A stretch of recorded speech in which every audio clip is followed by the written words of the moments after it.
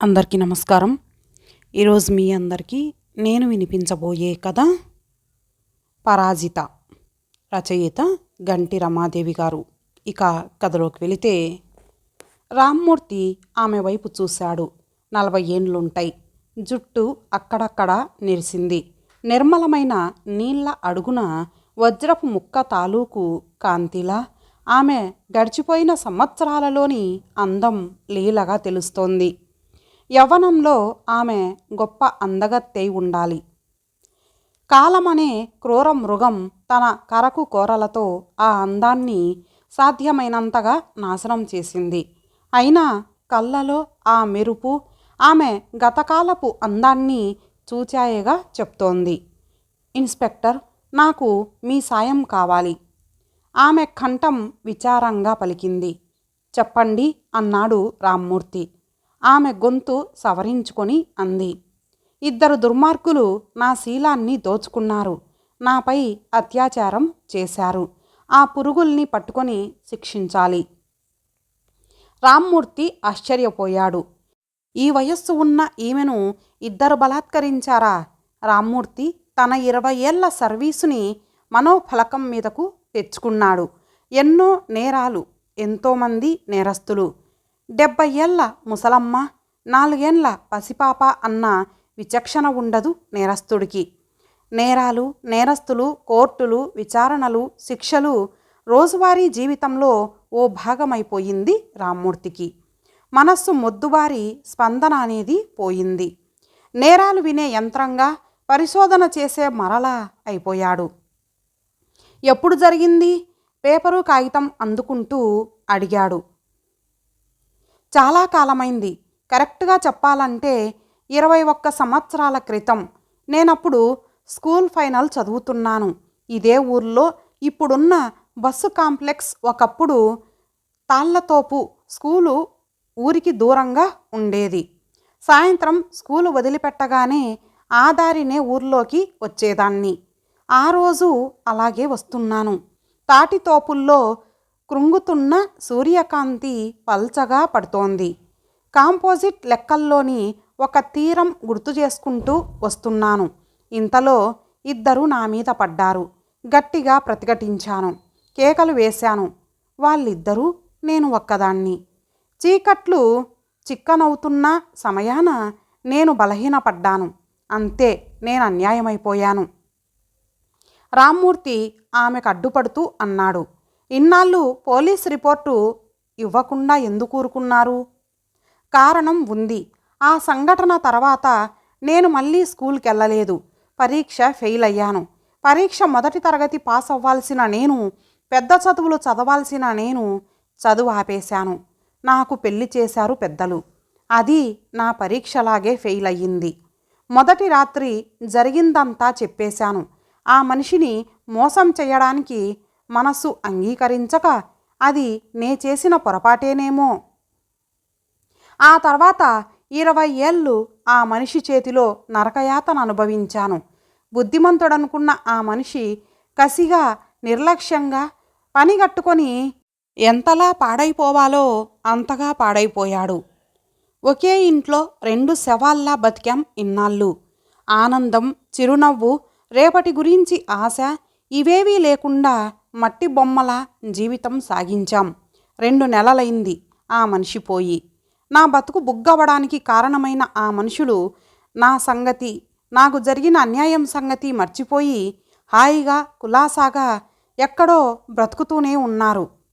Alright, ఇన్నాళ్ళైన తర్వాత వాళ్లను పట్టుకోవడం కష్టం. పట్టుకున్నా ఏ ఆధారాలతో వాళ్లను అరెస్టు చేయడం?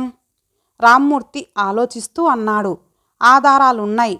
వాటి సాయంతో మీరు వాళ్ళను అరెస్టు చేయవచ్చు అని ఆగి, ఇన్స్పెక్టర్, వాళ్లను పట్టుకోండి. నేను అనుభవించిన నరకయాతన వాళ్లకు చూపించండి కసిగా అంది ఆమె. తప్పకుండా, అలాగే చేస్తాం. ముందు ఆ ఆధారాలేమిటో చూపించండి రామ్మూర్తి అన్నాడు. ఆమె పాత గుడ్డ సంచిలోంచి 2 హార్స్ షూ మార్కు అగ్గిపెట్టెలు తీసింది. ఆ తర్వాత 2 చిన్న కాగితం కవర్లు తీసింది. వాటిని రామ్మూర్తి ముందు టేబుల్ మీద పెట్టి అంది. ఈ అగ్గిపెట్టెలో వాళ్ళ తల వెంట్రుకలున్నాయి. పెనుగులాటలో నా చేత చిక్కినవి. ఇద్దరివి వేరేగా ఉన్నాయి. వాటన్నిటికన్నా ముఖ్యమైనవి ఈ కాగితం కవర్లో ఉన్నాయి. అవి వాళ్ళ ఫోటోలు. రామ్మూర్తి ఆ కాగితం కవర్లు అందుకొని చూశాడు. 17, 18 సంవత్సరాల యువకులవి అవి. చాలా పాతబడ్డాయి. ఏదో స్కూలు తాలూకు రబ్బర్ స్టాంపు. వెనక్కు తిరగేసి చూశాడు రామ్మూర్తి. మసగ్గా ఉంది ఫోటో స్టూడియో ముద్ర. వాటిని టేబుల్ మీద పెట్టి అన్నాడు రామ్మూర్తి. ఈ ఫోటోలు, తల వెంట్రుకలు చాలా వీక్ క్లోజ్. వీటి మీద ఇంకా పరిశోధన చెయ్యాలి. వీటిని నా దగ్గరుంచి మీరు వెళ్ళండి. మీకు కబురు పంపుతాను. అంతకన్నా ముఖ్యమైన క్లూ ఇస్తాను ఇన్స్పెక్టర్. మీకు ధైర్యం ఉందా అంది ఆమె సవాలు చేస్తున్నట్టు. రామ్మూర్తికి కోపం వచ్చింది. చెప్పండి అన్నాడు. మీ దగ్గరున్న ఫోటోల్లో ఉన్న వ్యక్తి ఈ ఊర్లో చాలా పెద్ద మనిషి. ఇంకా ఈ ఊరి పరిస్థితి నాకు తెలియదు. నేను వచ్చి నెల రోజులే అయ్యింది. అయినా సరే మీరేం అనుమానించకండి. ఎంత పెద్ద మనిషి అయినా సరే నేరస్తుడైతే విడిచిపెట్టేది లేదు దృఢంగా అన్నాడు రామ్మూర్తి. ఆయన పేరు దుర్గారావు. పెద్ద పారిశ్రామికవేత్త, రాజకీయ నాయకుడు. నాకు మొన్ననే తెలిసింది. పేపర్లో పడ్డ ఫోటోలో పోలికలు చూడగా నాకు తెలిసాయి అంది ఆమె. గుమ్మం దాటి వెళ్ళిపోయింది. దుర్గా రైస్ మిల్ ఆవరణలో మోటార్ సైకిల్ దిగాడు రామ్మూర్తి. తన స్ట్రాటజీ ఏమిటో ముందే ఊహించుకున్నాడు. తను ఫస్ట్ టైం ఈ దుర్గారావును చూడడం. ఈ ఊర్లో ఉన్న ప్రముఖుడిగా తనతో పరిచయం దుర్గారావులో విస్మయాన్ని కలిగించదు. మాటల్లో దింపి ఈ దుర్గారావు చదువు సంధ్యలు, చిన్నతనం అంతా తెలుసుకోవాలి. అప్పుడు మరికొంత పరిశోధన చేసి సైకలాజికల్గా అటాక్ చేసి నిజం చెప్పించాలి. దుర్గారావు ఆఫీస్ సమీపించాడు రామ్మూర్తి. దుర్గారావు పర్సనల్ అసిస్టెంటు ఇంటర్కామ్లో మాట్లాడాడు. రామ్మూర్తిని కూర్చోబెట్టాడు. 10 నిమిషాల తర్వాత రామ్మూర్తికి పిలుపు వచ్చింది. లోపలికి అడుగుపెట్టాడు రామ్మూర్తి. విశాలమైన ఆఫీస్ గది. చల్లగా ఏసీ ఆహ్వానించింది. కమాన్ ఇన్స్పెక్టర్ అని పలకరించాడు దుర్గారావు. సిల్కు లాల్చి, ఖద్దరు పంచ, బంగారు ఫ్రేమ్ కళ్ళజోడు, హుందాగా నిండుగా ఉన్నాడు దుర్గారావు. ఇలా ఉన్న పెద్ద మనిషి రేపిస్టా?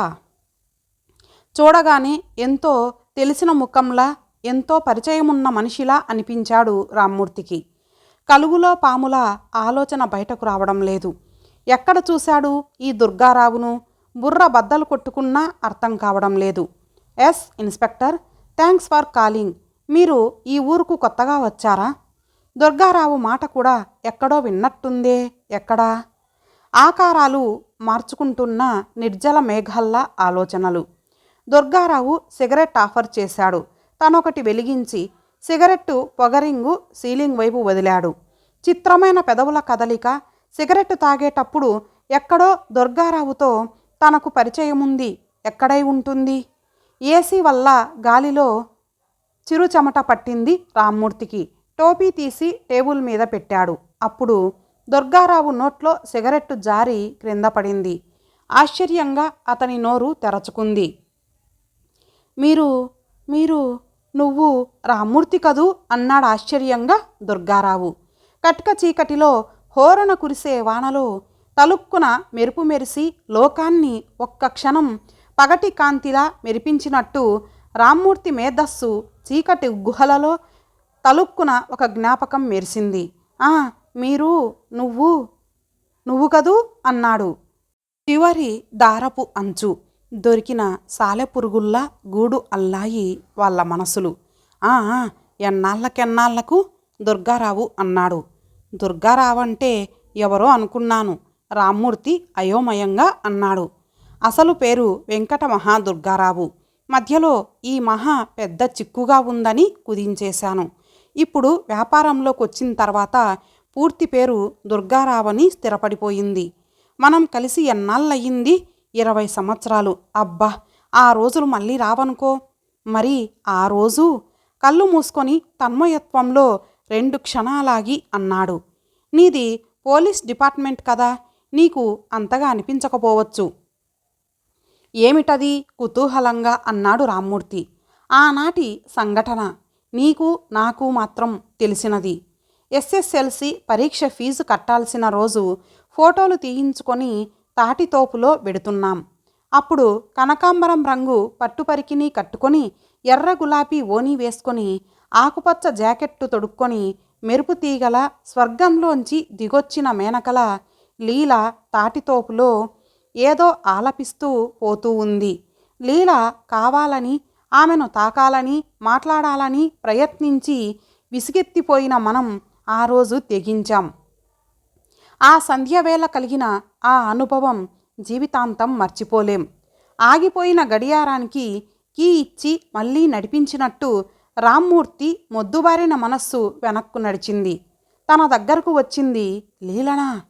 తనని గుర్తుపట్టలేదేం? బహుశా ఈ డ్రెస్సు టోఫీ ఇవి చేసుంటాయి ట్రిక్. మరి లీలని తనెందుకు గుర్తుపట్టలేదు? ఎందరి అభ్యర్థనలో విని విని గుర్తింపు కోల్పోయిన తన మెదడు కారణం అయ్యుండొచ్చు. రామ్మూర్తి తన జేబులోంచి సుశీల ఇచ్చిన అగ్గిపెట్టెలు ఫోటోలు తీశాడు. వెంకట్రావు, మన చిన్నప్పటి తల వెంట్రుకలు ఫోటోలు చూడాలనుకుంటున్నావా? నవ్వుతూ అన్నాడు రామ్మూర్తి. ఆ ఫోటోలు చూసి విరగబడి నవ్వాడు దుర్గారావు. ఏమిటి మనవే? ఈని పుల్లల్లా ఎలా ఉన్నామో ఈ వెంట్రుకలేమిటి? ఆ తాటితోపు లీల ఇవాళ నా ఆఫీస్కొచ్చింది. అక్కడ ఇచ్చింది. దుర్గారావు ముఖం పాలిపోయింది. ముఖంలో రక్తం తోడేసినట్టుగా ముఖం వాడిపోయింది. కొన్ని క్షణాల్లో దుర్గారావు మొహం తేరుకుంది. ఆ అగ్గిపెట్టెలు చెత్తబుట్టలో వేశాడు రామ్మూర్తి. దుర్గారావు మొహంలో చిరునవ్వు వెన్నెల మెరిసింది. ఆ ఫోటోలు చింపి అదే చెత్తబుట్టలో వేశాడు రామ్మూర్తి. ఊరికి దూరంగా ఓ చిన్న గదిలో ఆశతో ఎదురు చూస్తోంది జీవోత్సవం లాంటి ఓ మనిషి. ఎప్పుడు తెల్లవారుతుందా అని ఎదురు చూస్తోంది.